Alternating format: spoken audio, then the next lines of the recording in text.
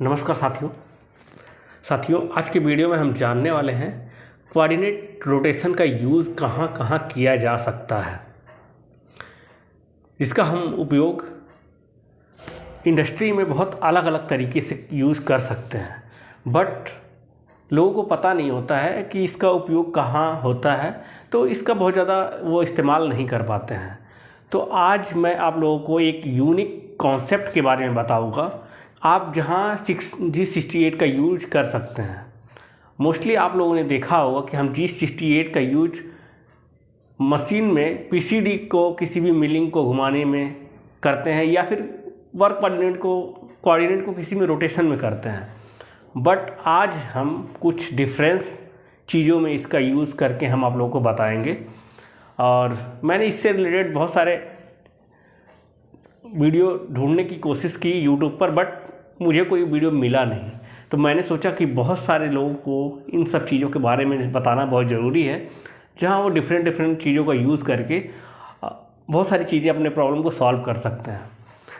Generally आप लोग देखते होंगे, जब हम मशीन शॉप में हमारा सेटअप चेंज ओवर होता है तो फिक्चर वगैरह का हम लगाते हैं। जब भी हम फिक्चर लगाते हैं तो उसका अलाइनमेंट करना हमें बहुत ज़रूरी होता है, लेकिन कभी कभार ऐसा होता है कि हमारा अलाइनमेंट सही तरीके से नहीं हो पाता है और हमारी मशीनें चल जाती हैं। जब मशीनें रनिंग करने लगती हैं तो बीच में कुछ दिक्कतें आना शुरू होता है, क्योंकि हमारा फिक्चर पहले से अलाइन नहीं होता है। और हम अगर फिक्चर को खोल देंगे तो उसमें हमारा सेटिंग में दोबारा टाइम लग जाएगा। CMM रिपोर्ट आया होगा, उसका CMM रिपोर्ट आएगा, तब जाकर के हम करेक्शन करेंगे, तब जाकर के मशीनें चलेंगी। इन सब चीज़ों से बचने के लिए हमारे पास एक उपाय होता है। कोऑर्डिनेट रोटेशन का उपयोग करके हम किसी भी कोऑर्डिनेट को हम घुमा सकते हैं। यानी हमारा जो फिक्चर पे जो जॉब लगा हुआ है, अगर सीधा नहीं है तो उसको हम G68 का उपयोग करके कैसे सीधा कर सकते हैं, उसके बारे में आज के हम वीडियो में समझेंगे। साथ ही साथ इसके नेक्स्ट वीडियो में हम कोऑर्डिनेट जो रोटेशन है उसके यूज़ के बारे में और उसकी प्रोग्रामिंग के बारे में अच्छी तरीके से जानेंगे, और एक प्रोग्राम बना करके उस अच्छे तरीके से समझेंगे कि कैसे कैसे इसका उपयोग किया जा सकता है। बहुत ही उपयोगी टूल्स है ये, बहुत ही उपयोगी कोड है, और इसका उपयोग बहुत ही अच्छी तरीके से किया जाता है इंडस्ट्री में। तो सबसे पहले हम देखेंगे, आप लोग के सामने जो दिख रहा है ये एक रोटरी टेबल है और जिसके ऊपर एक फिक्चर लगा हुआ है। ठीक है, ये फिक्चर लगा हुआ है। अब जब कभी हमारा कोई सेटर है वो सेटर लगाता है तो सबसे पहले जो फिक्चर की ये एक्स एक्सिस होती है और वाई एक्सिस होती है, दोनों को अलाइन करता है। जनरली एक्स एक्सिस को ही सीधा किया जाता है, यानी कि इस वाले एक्सिस को हम सीधा करते हैं। सीधा करने का मतलब क्या है कि डायल से हम यहाँ ये पॉइंट और डायल का हला के ये पॉइंट को दोनों को हम बराबर करते हैं। इसको हम अलाइनमेंट बोलते हैं। ठीक है, यानी कि ये वाला जो प्लेट है इसको पूरी फिक्चर को सीधा अलाइन करना होता है।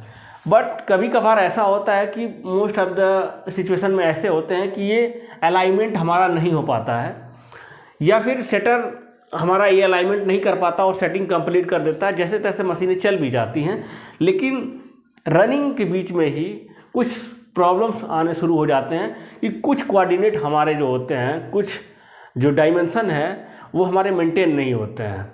वो ऐसा यूँ होता है कि कुछ मान लीजिए किसी फिक्चर में ये लाइन सीधी मांग रखी है, दो एकदम बिल्कुल पिन लाइन है, लेकिन जैसे ही अगर मान लीजिए हमारा प्लेट ऐसे सीधा नहीं है तो हमारा जो कोऑर्डिनेट होगा, ये जो हमारा होल लगेगा वो होल ऐसे लगेगा। तो देखिए ये जो प्लेट से ये जो कि डिस्टेंस है वो थिकनेस है, वो थिकनेस आपका कम हो जाएगा। इधर आपका थिकनेस बढ़ गया और इधर थिकनेस कम हो गया। तो ये क्या हो जाएगा, ये कभी कभी ये हमारी ड्राइंग में या हमारे पार्ट्स में इसकी डायमेंशन कंट्रोल करने के लिए दी होती है। ये आपको कंट्रोल करना होता है एज कास्ट टू मशीनिंग। ठीक है, तो वहाँ पे ये दिक्कत आ जाती है। और साथ ही साथ मान लीजिए इसी को किसी और सर्कल से अगर इसको कंट्रोल होता है तो वहाँ भी दिक्कत आती है। तो इस वजह से ये जो फिक्चर है इसको अलाइन करना बहुत ज़रूरी होता है। तो उस कंडीशन में हमें फिक्सर को ना खोलना पड़े। अगर हम फिक्सर को खोलेंगे तो दोबारा से हमारा सेटअप होगा तो उसमें काफ़ी टाइम नुकसान होगा। तो उसके लिए हम क्या करते हैं, G68 का यूज़ करके हम सीधे कोऑर्डिनेट को रोटेट करा देते हैं। अब कोऑर्डिनेट को रोटेट कैसे कराएंगे उसके बारे में हम समझेंगे। देखिए करते क्या है, मान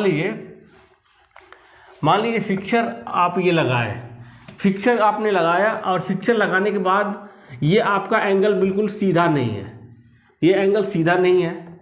तो आप क्या करिए, मान लीजिए इस वाले पिन को और इस वाले पिन को डायल करिए, ठीक है, दोनों को डायल करिए। किसी एक को आप जीरो कर लीजिए, किसी को आप क्या कर लीजिए, जीरो कर लीजिए। मान लीजिए सपोज इसको आपने x0 y0, यानी कि जब हम हैंडल में जा करके कोऑर्डिनेट को हम जीरो कर लेंगे, उसके बाद हम फिर इसको डायल करेंगे।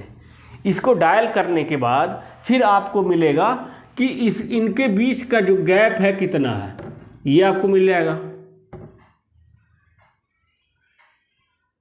ठीक है। ये कितना गैप आ रहा है, यानी ये सीधे नहीं है तो ये गैप कितना आ रहा है, कुल मिला कर मान लीजिए ऐसे था, ये होल यहाँ पे है, ये होल यहाँ पे है, ठीक है। तो इनके बीच कितने का गैप आया, दोनों में डिफरेंस कितना है। तो मान लीजिए x में आपको कुछ डिफरेंस मिलेगा, मान लीजिए हमने मान लिया 0.5 का x में मिला, सॉरी y में 0.5 का मिला, और x में मान लीजिए x में तो आपको कुछ नहीं मिलेगा, y में आपको 0.5 का प्लस में मिला, प्लस साइड में, ठीक है। फिर आपको क्या करना है, ये डिस्टेंस तो आपको पता ही होगा, ये डिस्टेंस आपको पता ही होगा, कुछ भी होगा, मान लीजिए 40 है, ठीक है, 40 है। तो अब यहाँ से क्या करेंगे, आप इसका एंगल निकालेंगे, यहाँ से एंगल, देखिए ये अगर आपने बनाया तो ये आपका कोई एंगल बना रहा होगा, ये एंगल बना रहा होगा, ठीक है, ये एंगल बना रहा होगा। ये एंगल निकालने के लिए ये आपका 0.5 निकल गया, ठीक है, और ये डिस्टेंस आपका 40 है, ठीक है। अब हमें एंगल निकालने के लिए पाइथागोरस प्रमेय का यूज़ करते हैं, ठीक है। तो पाइथागोरस प्रमेय का यूज़ हम करेंगे, tan थीटा इक्वल टू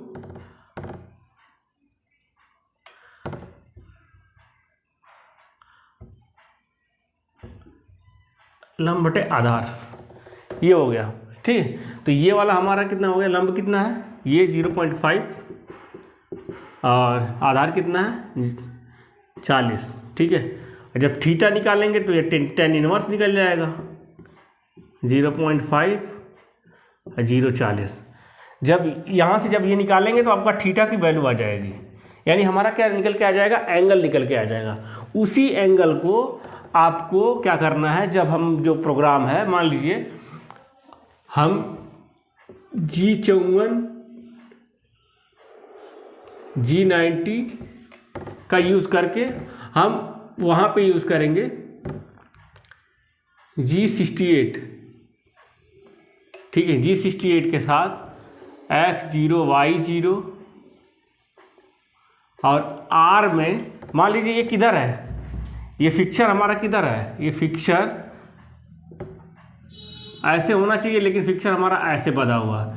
तो ये क्या है, प्लस साइड है, हमेशा इधर है, हमको इधर करना है, इधर करना है, तो ये आपको हमेशा माइनस में डालना पड़ेगा। मान लीजिए यहाँ पे हमारा कुछ वैल्यू आई थी 0.5 का आया था, ठीक है, 0.5 डिग्री का आया था, तो यहाँ पे हम डाल देंगे -0.5 डिग्री, ठीक है। तो इससे क्या होगा, जो आपका जब हम प्रोग्राम रन करेंगे तो जैसे ही ये इतना कोड यूज़ करेंगे, जैसे ही मशीन ये यूज़ करेगी तो वो क्या कर लेगी, कोऑर्डिनेट को इतने डिग्री घुमा लेगी, यानी रोटेट कर लेगी। जब रोटेट कर लेगी तो हमारा पार्ट क्या होगा, सीधा हो जाएगा उसके हिसाब से, और उसी के हिसाब से हमारी मशीनिंग कंप्लीट हो जाएगी। इस तरीके से इसका उपयोग करके हम अपना जो भी है मशीनिंग प्रोसेस अच्छे तरीके से कर सकते हैं। अगर आप लोगों को थोड़ा बहुत भी इसमें डाउट है तो इस पे एक बार और हम चर्चा कर लेंगे। अगर आप लोगों को नहीं समझ में आया तो आप कमेंट बॉक्स में लिखेंगे तो मैं एक बार और अच्छी तरीके से समझाऊंगा। नेक्स्ट वीडियो में हम G68 का यूज़ मशीनिंग में कैसे करते हैं उसके बारे में, जैसे मान लीजिए G68 का यूज़ करके कोऑर्डिनेट रोटेशन करके हमें स्लॉट काटनी है डिफरेंट पोजीशन पे, तो हम कैसे यूज़ करेंगे ये नेक्स्ट वीडियो में हम आप लोगों को बताएंगे।